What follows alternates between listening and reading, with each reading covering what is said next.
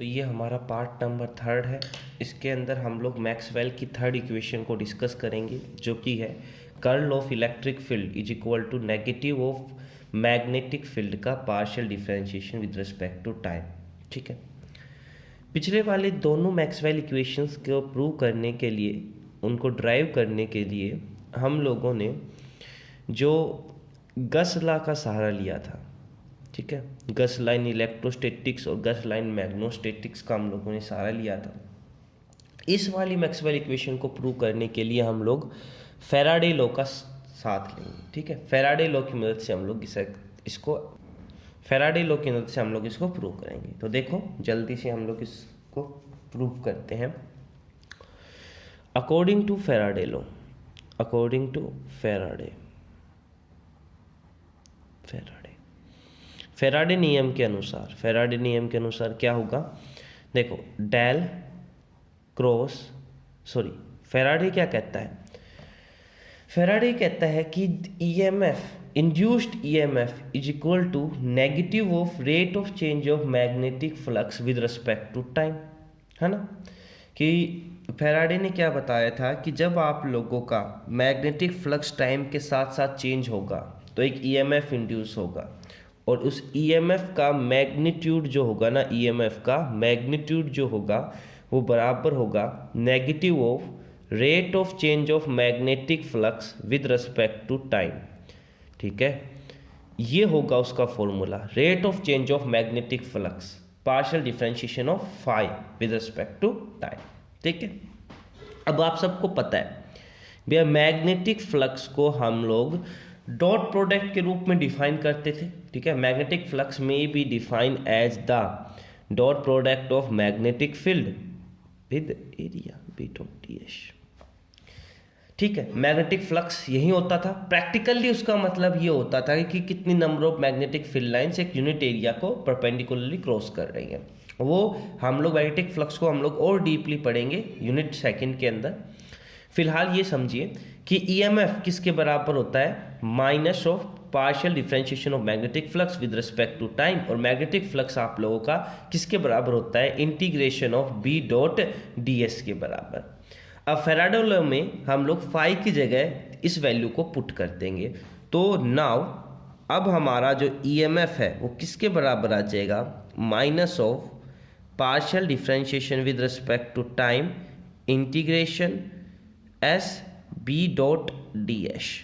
अब मैं इंटीग्रेशन को बाहर ले जाता हूँ, इस वाली टर्म को अंदर ले जाता हूँ, तो ई बराबर negative of integration with respect to X partial differentiation of magnetic field with respect to time dot D S.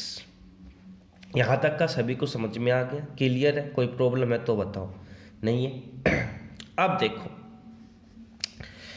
अब ईएमएफ को हम लोग एक तरीके से और डिफाइन कर सकते हैं। ठीक है, जो ईएमएफ होता है वो बराबर होता है line integral of electric field.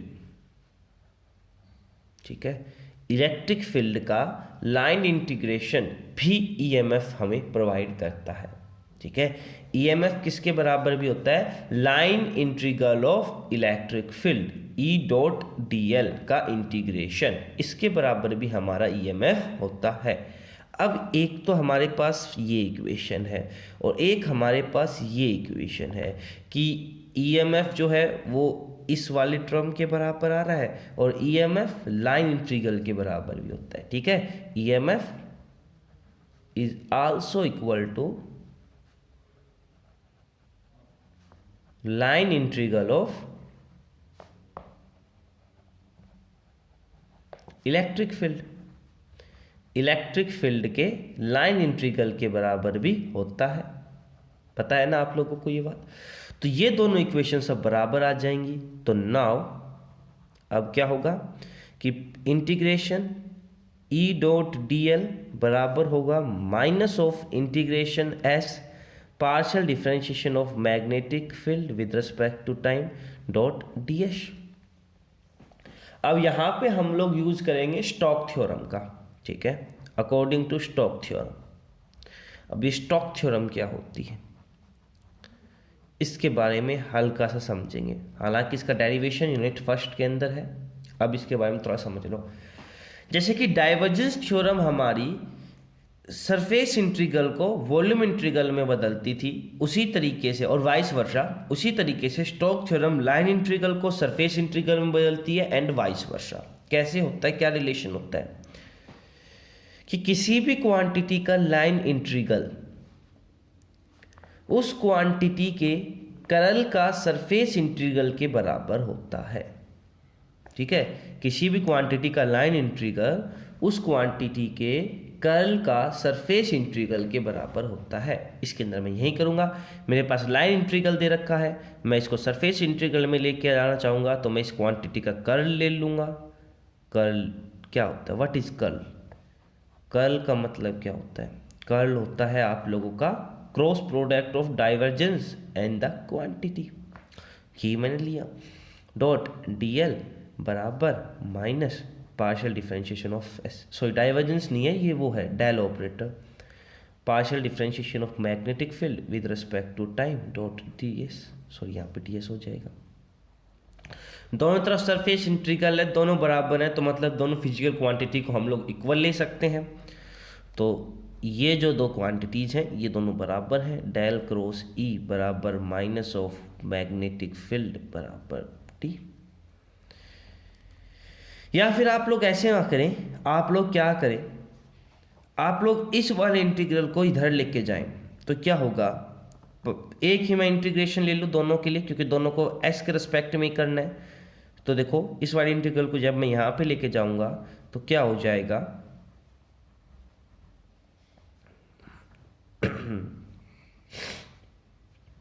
Zero, और इसका इंटीग्रेशन जीरो आ रहा है तो मतलब ये वाली फिजिकल क्वांटिटी जीरो के बराबर है, अंदर वाली जीरो, जब भी ऐसा पॉसिबल हो रहा है।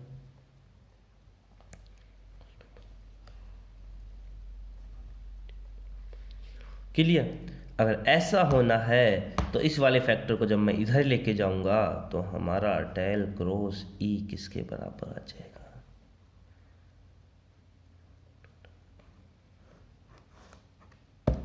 क्लियर हो गई बातें?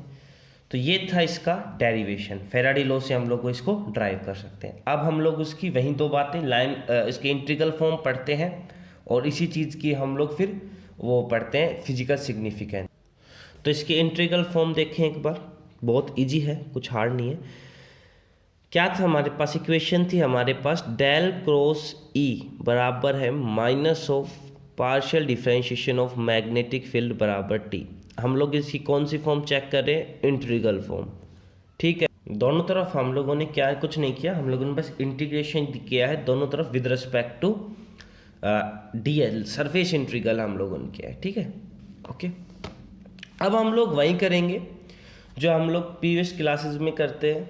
ठीक है, जैसे उसमें गस थ्योरम यूज़ की थी, इसमें हम लोग स्टोक थ्योरम यूज़ कर लेंगे।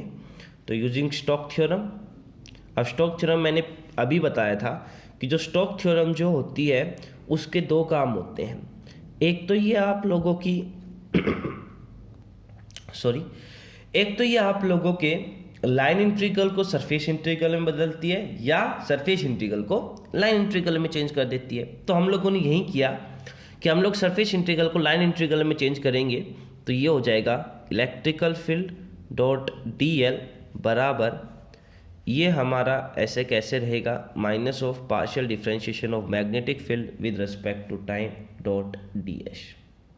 ठीक है, अब आप लोग इसको थोड़ा सा और मॉडिफाई कर सकते हो, जैसा कि हम लोग क्या करें, इस पार्शियल डिफरेंशिएशन को बाहर लेके जाओगे तो minus of partial differentiation with respect to time B dot D S आ जाएगा, और बी डॉट डी एस को हम लोग फाई लिख सकते हैं, minus of partial differentiation of phi with respect to time.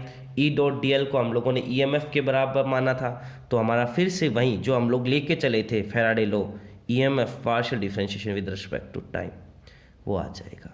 तो आप लोग ये दे सकते हो, ये फेराडे लॉ को रिप्रेजेंट करता है, इसका लाइन इंटीग्रल फॉर्म। अब हम लोग बातचीत करते हैं फिजिकल सिग्निफिकेंस की, कि थर्ड इक्वेशन की फिजिकल सिग्निफिकेंस क्या होगी, ये किसको रिप्रेजेंट करता है, क्या इसके बारे में, क्या इसकी खासियत होंगी, हम लोग इस चीज़ों के बारे में अब पढ़ते हैं। ठीक है, तो देखते हैं फिजिकल सिग्निफिकेंस। फिजिकल सिग्निफिकेंस देखो हमारे सामने इक्वेशन क्या थी, डेल क्रॉस ई बराबर था हमारा minus of partial differentiation of magnetic field with respect to time. ये था या नहीं था, पक्का बताओ, था? ओके, यहाँ तक का क्लियर हो गया, ये था, बिल्कुल था सर। तो अब हमारे सामने सबसे पहले मुझे ये बताओ कि ये टाइम डिपेंडेंट है या इंडिपेंडेंट है। तो आप लोग देख रहे हो यहाँ पे टाइम का एक वेरिएबल आ रहा है। तो सबसे पहली बात, it is time dependent equation, it is time dependent. यहाँ पे टाइम का वो आ गया, चीज़ आ गया, तो टाइम डिपेंडेंट होगा ही होगा। दूसरा देखो यहाँ पे दूसरा पॉइंट क्या है कि यार ये किस प्रकार से इलेक्ट्रिक फील्ड और मैग्नेटिक फील्ड के बारे में एक रिलेशन दिखा रहा है, ठीक है। It represent the space variation of electric field with respect to time variation of magnetic field, ठीक है। इट शोज ए रिलेशन किसके बीच में, between space variation of electric field and time variation of magnetic field।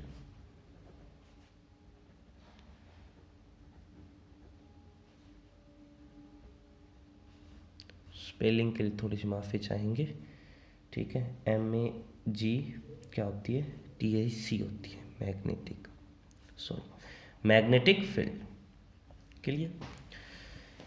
और इसकी क्या physical significance हो सकती है, ये यहाँ पे आप लोगों के सामने फेराडे लॉ से निकली थी, तो it justify Faraday law, it justify Faraday law, Faraday law.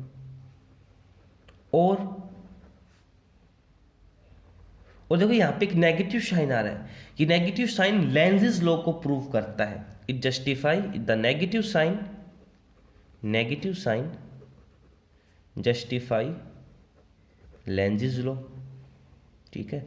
Lenz law को जस्टिफाई करता है, जो नेगेटिव साइन आ रहा है वो लेंज़ेस लॉ को जस्टिफाई करता है, ठीक है। और फैराडे लॉ की डेफिनेशन भी आप लोग यहाँ पे लिख सकते हो कि क्या कह रहा है, कि ये कह रहा है कि time variation of magnetic field generate electric field. अगर ये पॉइंट पे अगर आप लोग लिखना चाहो तो ये भी लिख सकते हो कि time variation magnetic field generate electric field, generate electric field, ठीक है। ये बात भी रिप्रेजेंट कर रहा है। तो ये थी हमारी डेफिनेशन। सॉरी अगर साइड में दिखाई नहीं दे रहा तो मैं एक बार इसकी वजह से कैमरे को चेंज कर देता हूँ, ठीक है। अब अकॉर्डिंग टू मी दिखाई दे रहा होगा मेरी तरफ से, तो ठीक है। ये एंड लिखा हुआ है यहाँ पे, ठीक है, ये एंड है। और किस स्क्रीनशॉट ले सकते हैं आप लोग अब। तो ये थी हमारी ये पूरी थर्ड जो थी हमारी मैक्सवेल की इक्वेशन। उसके बाद आती है फोर्थ मैक्सवेल इक्वेशन, हम लोग नेक्स्ट पार्ट में उसको डील करते हैं। Thank you.